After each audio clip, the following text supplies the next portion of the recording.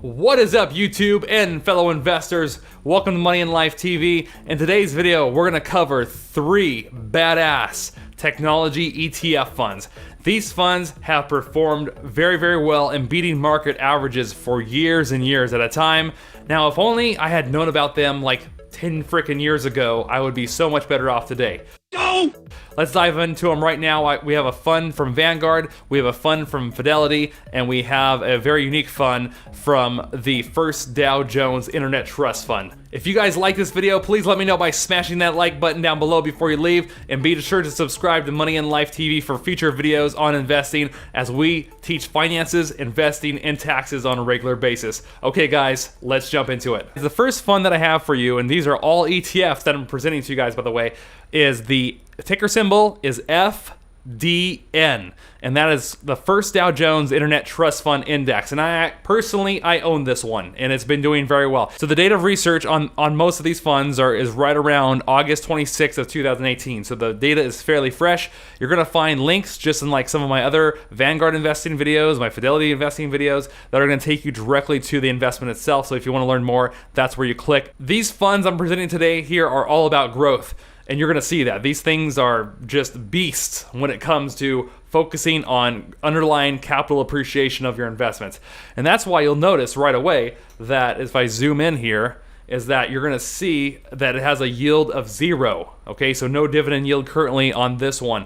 The beta is around 1.17, so it's a little bit more volatile than the market. Its year-to-date return for this year in 2018 of when I recorded this video is 30%. Almost pushing 31%, so it's doing very well. Dominating! Share price currently, you can look to get in for around the $140 range at this point in time, and this thing has been around for about 12 years. So right here, in each of these worksheets, guys, you're gonna learn about the perspective of what makes up this investment and what the investment manager is thinking. So you can go ahead and read this. I'm not gonna read this to you guys. I want you guys to know that the spreadsheet I'm showing you in this video is completely free and available for download. Just follow the description section down below this video. You're gonna find a Dropbox link that's gonna take you to where you can download this for yourself, and you can review this data anytime you want. In this part of the spreadsheet, I've put in the cumulative total returns, but let's talk about the average returns in general. So for 1 year, it averages about 37% over 1 year. Over a 5-year time span, your average return per year is about 22%. Over a 10-year period, your average return per year is around 20%, so it's not bad at all. And let's talk about the holdings down this thing, which is one of the main reasons why I chose to invest in this one.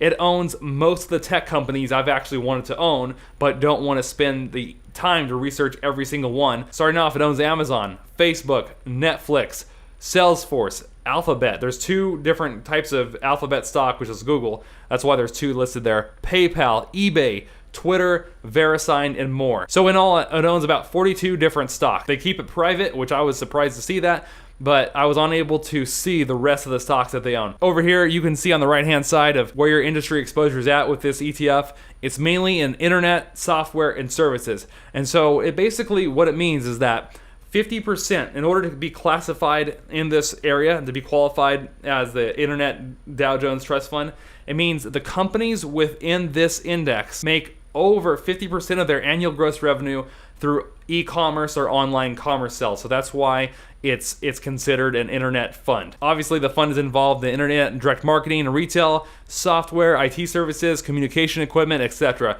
Sector exposure, you're pretty much 70% of the way in on technology. So if you're looking to get involved in technology, this is one of your guys you can choose. This is one of the ones to look for. Currently, this fund only invests in companies in North America. Maybe that will change in the future, but who knows. But this thing, guys, has been great to me over the last year or so, and I don't know where it's going to go in the future. You know, if the market drops, this thing's going to probably drop with it pretty heavily. But if you want to be involved in some nice tech stocks without trying to buy all the individual ones yourself, this is a great play, in my opinion. Something to consider for yourself. Now we're looking at ticker symbol FTEC. This is the Fidelity MSCI Information Technology Index. Data research and all that's the same. I have the link here to the stock. You can read the prospectus at your own time. Expense ratio is pretty cheap. It's less than 1%, so not bad. Now guys, this thing has only been around for 5 years, so we're not going to have as much data as we just had on the previous investment. But so 1 year average is about 33%. 5 year average, it averages about 27.5% rate of return per year. and nothing on 10-year yet, but since inception, you can expect on average anywhere from a 20 to 26% rate of return per year if this bull market continues, or we'll see where it goes. On all these funds, guys, the returns are going to be stellar, but just so you know, that past performance does not guarantee future performance. It does not guarantee that it's going to continue to perform the same way, so just keep that in mind. But on average, this thing does very well. Year-to-date return is up about 20% so far in the month of August. Beta is slightly over 1, so it's a little less volatile than FDN, the one we just looked at. It does have a small dividend yield, so the dividend yield actually covers your expense ratio over here, which is not bad. And the share price, if you want to get in, you're only looking at about $60 a share. Not bad at all. Now, part of the reason I think this has a higher return since inception than FDN is because FDN has been around for 12 years, which means it took the beating of the market crash of 2008. So just keep that in mind. So don't just look at that average rate of return since inception and automatically assume it's the better investment. But it is, FTEC is a pretty solid investment. Now let's look at what they own, guys, before we looked at the industry exposure. They own stocks like Apple's their number one holding, Microsoft, Facebook, Google, Visa, Cisco Systems, Intel, MasterCard, Nvidia. So very big tech companies. As you guys can see, just like the previous one, it has a good chunk of its holdings in software, internet services. It's much more diversified than FDN, which were in terms of industry exposure, in my opinion, than what we were just looking at. Coming down here, it has a little bit, almost like an immaterial amount of international exposure. Mainly all the stocks here that it owns are going to be found within the United States. So that's basically what you're going to be invested in. This ETF, if you're looking for diversification in the tech sector, it's going to give you 343 different stocks. So you're going to be pretty diversified. I've listed the top 50 here for you guys, and we're going to see these compared against each other later on in the video. That is the Fidelity MSCI Information Technology Index. Let's move on to the final one. You know, I couldn't make one of these investment videos without having a Vanguard fund in here, could I? That'd just be wrong. So now we're looking at the Vanguard Information Technology Fund, and I actually mentioned this in a previous Vanguard video, my video on the best performing Vanguard funds of 2018. This was one of the ones listed. You're looking at, it has a small dividend yield of 1.18%, very small, but it will cover the fees on this investment, which I don't have the fees listed here. I don't think I do. Oh, here it is. The expense ratio on this is about 0.1 or 0.1%. So very small on the fee side. So your dividend yield is pretty much going to pay for your fees. Beta has a 1.03 beta, so very minimal beta compared to the S&P 500. Probably the smallest beta of them all. The share price currently, you're looking at around $200 a share. So this is a very popular fund that people have been buying up over the years. Year-to-date return is about 20%. So it's right in line with that Fidelity return we were just looking at a few minutes ago. Here's the average returns over here, which I've listed them out over here now for you guys. So 1 year average is 28.24%. 5-year average is about 20% a year. 10-year average is about 15% a year. And since inception, you're looking at about a 10% rate of return per year. Guys, I apologize, but I forgot to list on this one how long it's been in service or since inception. But we can see from this Vanguard table here below, which I pulled into this spreadsheet, that we know it's been around for at least 10 years. Probably, if I were to guess, like 10 or 15 years. You can always go to the link at the top of the page and dig that information up for yourself. Top 10 holdings in this fund. Just like Fidelity's fund, they almost copied each other in my opinion. Look at number 1 is Apple, number 2 is Microsoft. Look at Fidelity's. Number 1 is Apple, number 2 is Microsoft. I mean, they're virtually copying each other here, or very closely. But then we have Visa, Intel, Cisco Systems, MasterCard, Alphabet, which is Google, Oracle, and Nvidia. So I think about half of the funds that this Vanguard fund owns, the Fidelity fund owns as well. What's even funnier is that this fund owns 353 different stocks within its ETF, and which I've listed the top 50 here for you guys. But the Fidelity one owns 343. So they're almost copying each other. I swear these people go to lunch and say, "Hey, which fund switch should we buy?" I'm pretty sure they do that.